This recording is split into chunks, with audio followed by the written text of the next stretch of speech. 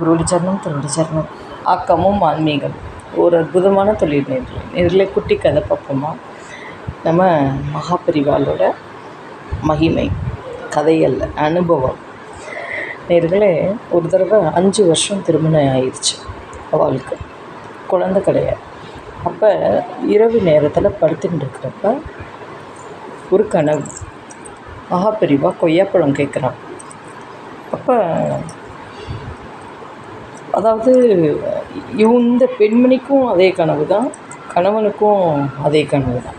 திக்குன்னு எழுந்திரிச்சு இந்த மாதிரி நான் கனவு கண்டேன், முதல்ல நீ கண்ட கனவு சொல்லு அப்படிங்கிறப்ப 2 பேரும் பரிமாற்றம் பண்ணிக்கிறாங்க. 2 பேருக்கும் ஒரே கனவு வந்திருக்கு அட் அ டைம்.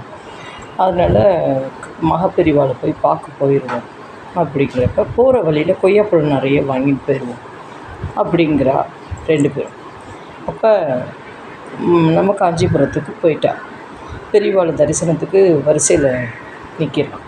இப்போ சீடர் எல்லா பேரையும் வேக வேகமாக அனுப்பிச்சி விட்றா. பார்த்துட்டு வேக வேகமாக அனுப்பிச்சி விட்றான். அப்போ அந்த சீடர்கள்லாம் சொல்கிறா, அது இந்த பெரியவாளுக்கு வேணும் இந்த கொய்யாப்பழம் அப்படிங்கிற இந்த கணவன் மனைவி 2 பேரும்.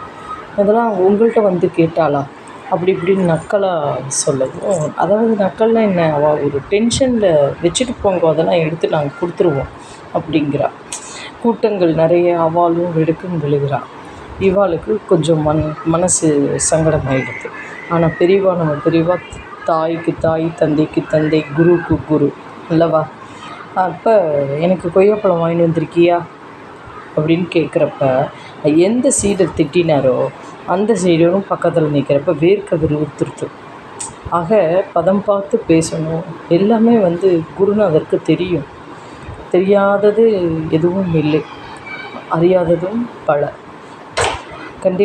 கண்டிப்பாக சூட்சுமமாக அவர் கேட்கவும் பக்குன்னு எடுத்து கொய்யாப்பழத்தை எடுத்து ஒரு துண்டை நறுக்கி தான் சாப்பிட்டு அந்த 2 பேருக்கும் கொடுத்து சாப்பிட சொல்லி, அப்புறம் மீத கொய்யாப்பழத்தை சீடர்கிட்ட இதை எடுத்து எல்லாத்துக்கும் கொடு அப்படி. பெரியவாளோட சுபாவமே அதுதான். பகிர்ந்து எல்லா பேத்துக்கும் கொடுப்பார். ஆனால் பிரியமாக வாங்கி கொள்வார். கண்டிப்பாக அது நம்மளுக்கு பாக்கியம் செஞ்சுருக்கோம். கண்டிப்பாக. இப்போ ஒரு வருஷம், ஒரு 10 மாதம் கழித்து பார்த்திங்கன்னா 2 குழந்தை பிறந்துருது. பெரியவாட்டை அந்த குழந்தைய பாதத்தில் மடியில் தவழுக்கு 2ம் தவழு. என்னம்மா கொய்யாப்பழம் சாப்பிட்டியா அப்படிங்கிறப்ப எப்படி இருக்கும்? பெற்ற அம்மா அப்படி கூட சொல்ல மாட்டாள். அவ்வளோ கண்ணில் ஜலம் கொட்டிண்டு வருது. அப்போ பெரியவா நீயே கதி, பெரியவா எங்களுக்கெல்லாம், எங்களை மாதிரி இருக்கிற அனாதைகளுக்கு நீயே கதி அப்படிங்கிறப்ப கண்ணில் அவ்வளோ நீர் ததும்பி வருது. இந்த குழந்தைகள் அவ்வளோ பெரியவாளை பார்த்து சிரிக்குது. பெரியவா தான் பேர் வச்சான். பேர் வச்சு இப்போ அமோகமாக இருக்கான். ஆகையால் பெரியவாளை நம்பினவா கைவிட விடமாட்டாள். கண்டிப்பாக. நமஸ்காரம்.